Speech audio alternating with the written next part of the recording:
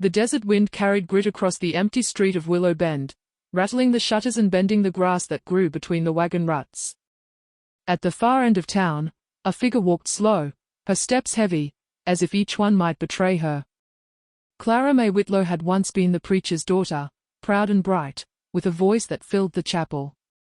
But that was before the whispers, before the scandal that left her marked. Folks didn't listen when she said the fault wasn't hers. They saw what they wanted to see, a young woman who had sinned, who'd been left without ring or husband. They gave her no place in pew or parlor. Her dress was torn at the hem, dust-stained, and faded.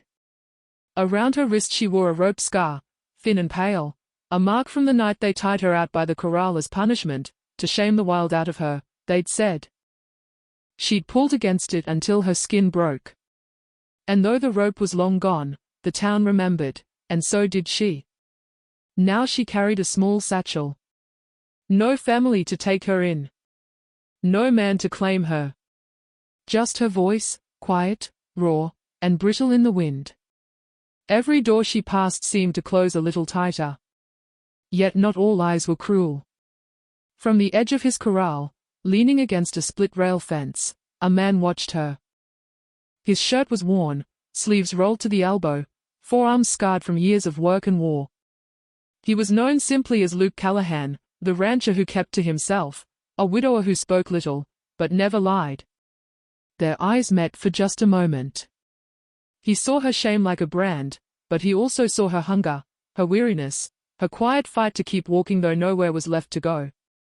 And in the hush of that long, breathless silence, the desert seemed to still. Luke's voice was low, rough from years of dust and smoke, but it carried across the fence like a promise. "Stay with me." Clara stopped as if the words themselves were a snare. "Stay with me." No one had spoken kindness to her in months. And now this man, this widowed rancher with eyes like river stone, offered it plain, as if it cost him nothing. Her fingers tightened on the strap of her satchel.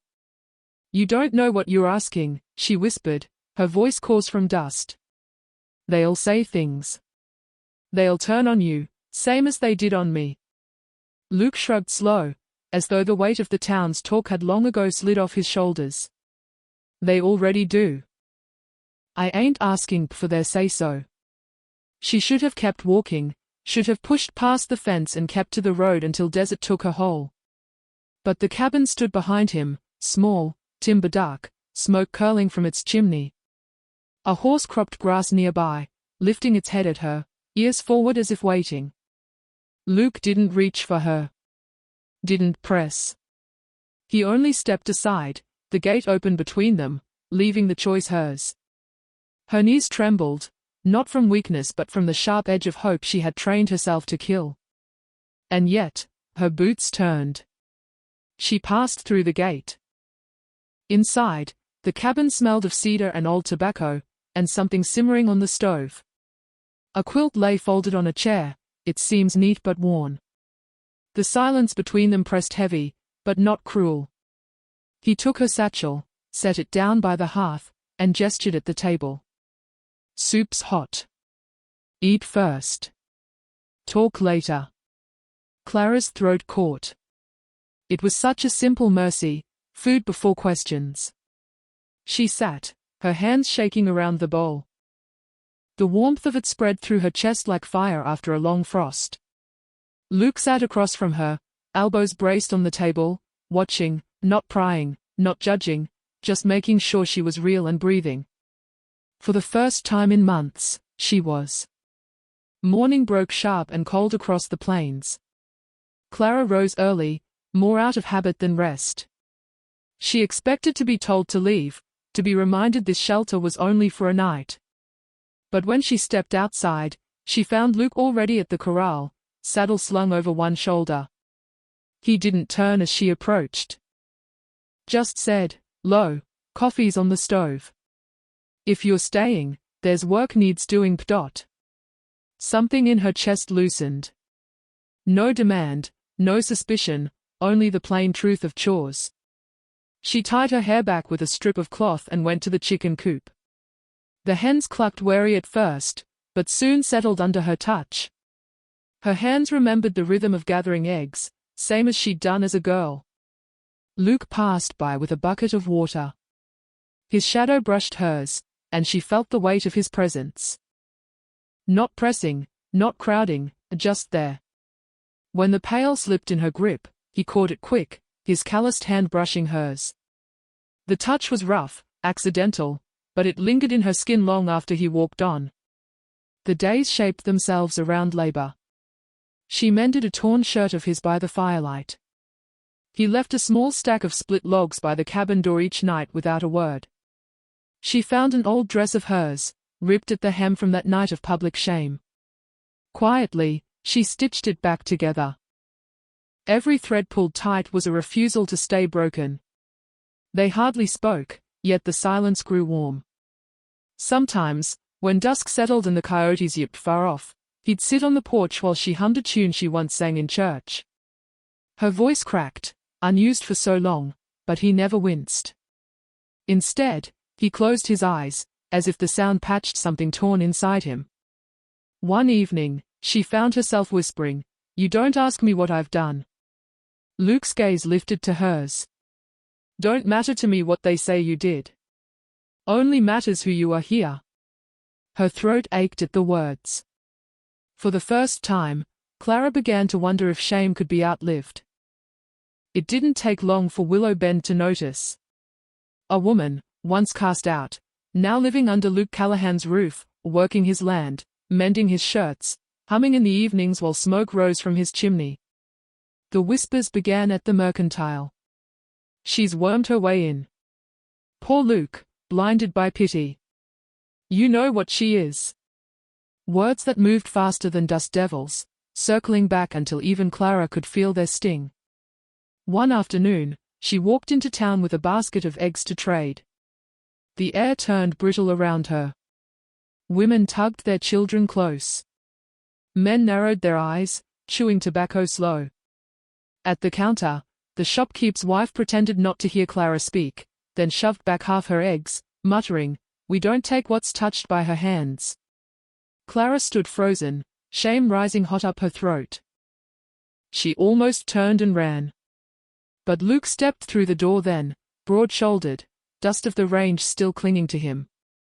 His eyes scanned the room, saw the way it bent against her. He crossed to her side without hesitation. Took the basket from her shaking grip and set it back on the counter. "These'll do," he said, voice flat as steel. "You'll take Pem." The room went still. The shopkeep's wife glanced at her husband, then down at the eggs, and finally nodded. Luke's hand brushed Clara's elbow, gentle, steady, telling her she didn't stand alone. Later, back at the ranch, Clara whispered, "You shouldn't have done that. Now they'll turn on you too." Luke only shook his head, jaw set. "Town turned on me long before. Nothing new there." He looked at her then, not with pity, but with a strange, quiet fire. "Difference is, I choose where I stand. And I'm standing with you." Clara turned away, eyes stinging. The scar on her wrist itched as if the rope still burned, but for the first time, the mark felt less like a chain and more like a wound healing under someone else's watch. The ranch was quiet that night, coyotes calling under a silver moon. Clara had just banked the fire when she heard the horses scream. She ran to the corral, heart pounding, to find the gate swung wide and the animals spooked into a storm of dust. A lantern flickered in the dark.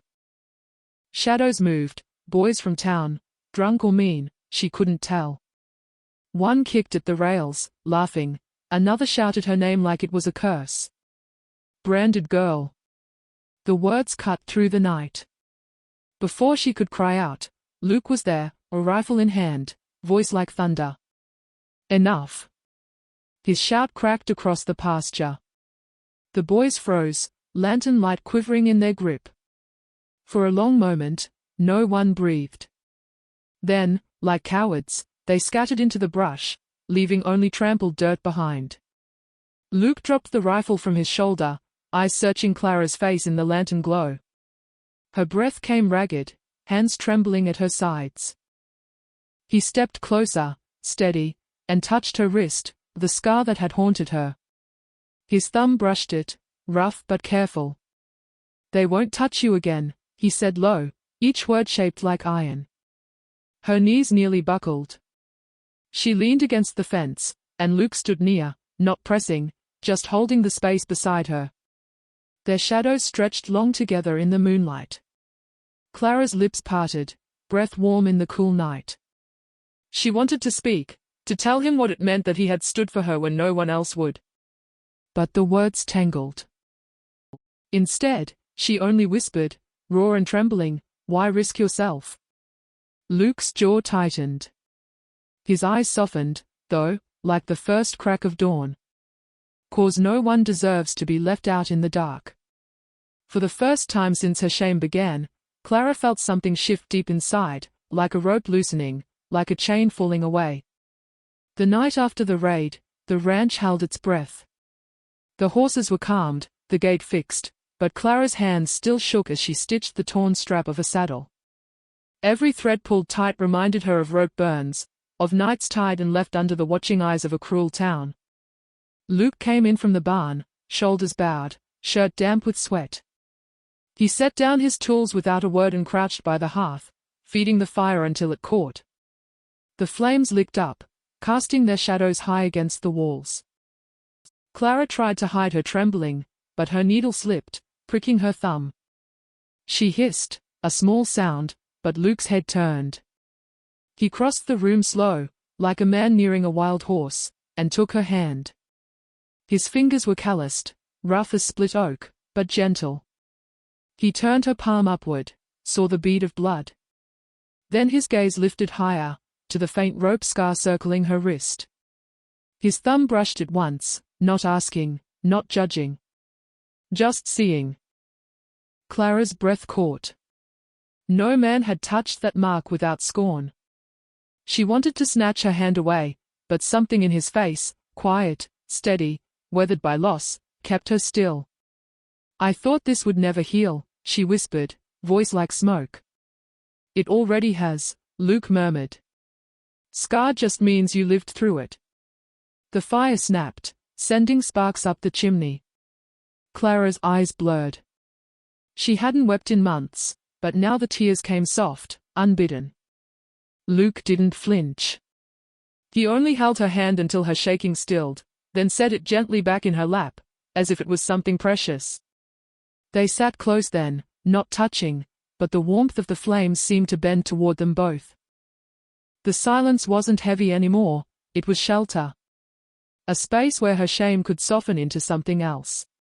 And when her head drooped with weariness, Luke rose, pulled a quilt from the chair, and laid it over her shoulders. The fabric smelled of cedar and dust, and of him.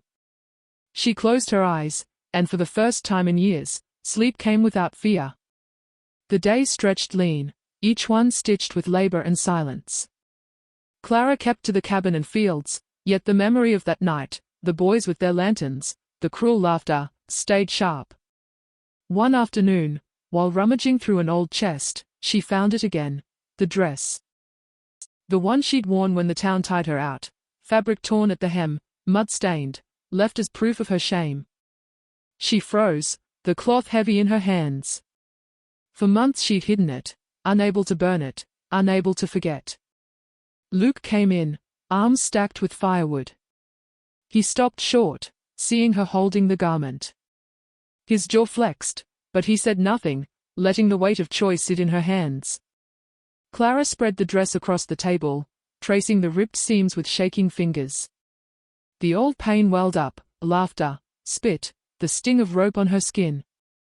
But then she saw the thread and needle waiting in the tin beside her. Her breath steadied. Slowly, she set to work. Stitch by stitch, she pulled the fabric back together. Each line of thread was not for them, not for their forgiveness, but for herself. For the life still beating in her chest. Luke sat quiet across from her, sharpening his knife, eyes never leaving her hands. The sound of steel on stone marked the rhythm of her sewing, as if he kept time with her resolve. By lantern light, the dress stood whole again. Not new, not free of scars, but mended. Clara held it up, her throat thick. She met Luke's gaze, waiting for judgment. Instead, he nodded once, slow. "Look stronger now," he said. Clara's lips trembled, but she smiled, small, fierce, the first crack of defiance that was wholly hers. Clara stood before the mirror in the cabin, fingers brushing the mended seams of the dress. The stitches weren't perfect, but they held.